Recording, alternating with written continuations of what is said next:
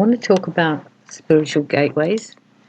When I first heard about this, I found it very exciting, but also really something quite fascinating in our life. And then I looked back and I could see what I was being told, what was so evident in our world. Spiritual gateways have to do with timing. And down here we have time and space.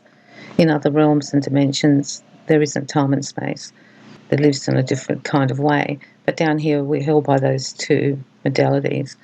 And so it's very interesting because sometimes the time will make the difference to what we can do, and that's how spiritual gateways are. A spiritual gateway is a time when the gate opens and a project or a house can be bought or you can meet somebody. It opens up. And the spiritual gateway is interesting because it's time relevant, so it only has a certain amount of time. You can liken it to an opportunity that comes your way. There will usually be an urgency with it, and you'll know that you have to do it right now, but there's not much time to get into the door for the spiritual gateway. I had that when we bought our last house. I had been looking with my husband for 8 months, drove him nuts because I kept saying, no, it's not this house, it doesn't feel right. And I think he was ready to give up looking for the house. And then I had a dream and I saw this house with like an outdoor, a garden, but also a little patio. So I told him about this and he went, okay. But then he found a house which had this outdoor thing, and we turned up here in the street and there were about 50 cars here to buy this house. We walked in. I knew it was the house. It felt really calm. The sunroom was out the back. And I knew it was the spiritual gateway, but I knew the timing was there. So we signed, came back an hour later, completed it, and got into the spiritual gateway in time. Within hours, many other people were wanting to buy the house, I think about 9. But the vendor was very good and she didn't try and play games with the prices, and we got the house. That spiritual gateway was because I needed this house to do the work in, because the setup was very good. I had a front room where I could work and write my books and do my readings. Spiritual gateways come in our lives. They're very quick and we have to make a decision. Now, if we miss the spiritual gateway, sometimes it will come again. It can come and repeat. And there's somebody who had the similar thing, couldn't buy the house. It was on the market. It was too much. Really got upset. And months later, when I spoke to this person, I said, I think you should contact the person again. Contacted it. All the situation had changed and the gateway had opened. She was supposed to live at that house and she bought the house.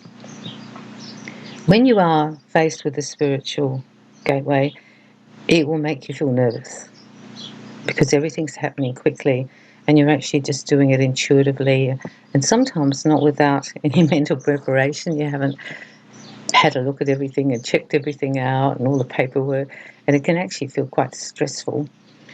But you just know, you will just know that this is the right thing to do and you should do it right now. We can have that on a small level. If we're buying something, there will be times when we are standing there and we know that even though the guy said it was the last one, we actually know we need to buy it, because if we come back later, it won't be there and it's actually a product that we need specifically. When you're faced with a spiritual gateway, see it in a positive light. It is a spiritual way that our guides are trying to help us to go into the next phase, and then take part in it and trust. I think trust is probably the hardest thing. You don't have time to go away and ponder and think about it for a week. You won't have that. And once the gateway closes, it closes, and it can be final. Often Spirit will give us another chance, but not always that way. It doesn't always work that way. And this happens in relationships too, particularly in romantic relationships, that we can have these spiritual gateways and there's an opportunity to be with that person or not. And if we don't change the way we think and just make a decision to say yes. It might not come again. When I met my husband, I must have seen him. We were both going out with other people every time we met. We were always dating somebody else. But I must have seen him 5 times. I was meant to be with him. I was meant to have my sons with him. It was written, I believe. The way Spirit did it was they just kept opening that spiritual gateway. And then I went down to organise something with my flatmate and his flatmate, because my flatmate liked his flatmate, and the rest was history. The gateway then opened, we had the connect, and from then on we were together. They made lots of spiritual gateways for us, but that was because every time we were in situations that we couldn't quite be together because we had loyalty or with other people. These spiritual gateways are for a purpose.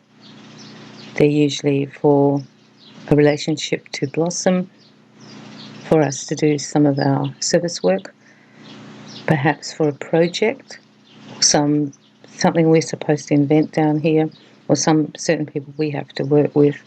And it will have a much higher level than just meeting someone out and becoming friends.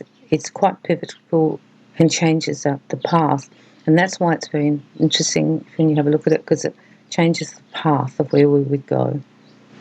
With my husband, if I had got to that with the 5th spiritual gateway and not gone through, both of us, then we probably wouldn't have been together, because it's got a time.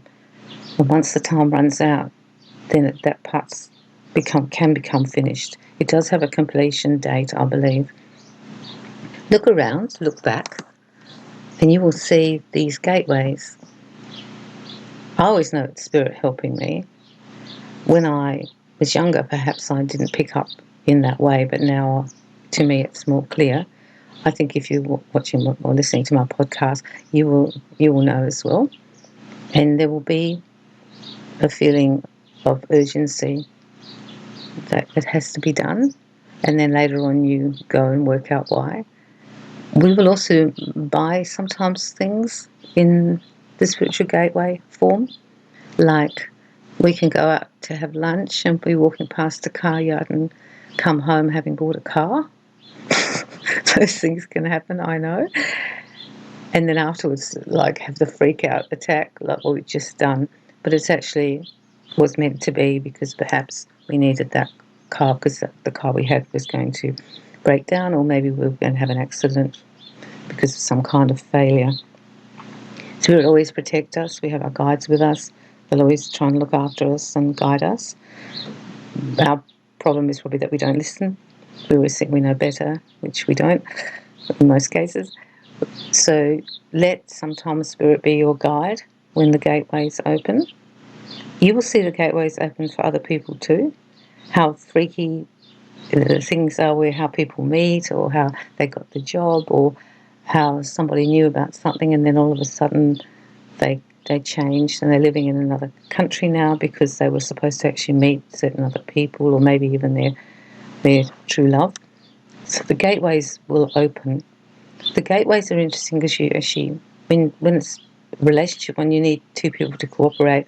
So, for example, perhaps I'm supposed to meet someone new and I'm supposed to meet him at the coffee shop near my house, and I go, but on that day he gets held up because he has a family crisis, so we don't bump into each other.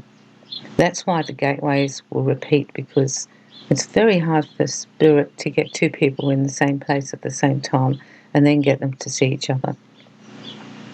Explore this in your life.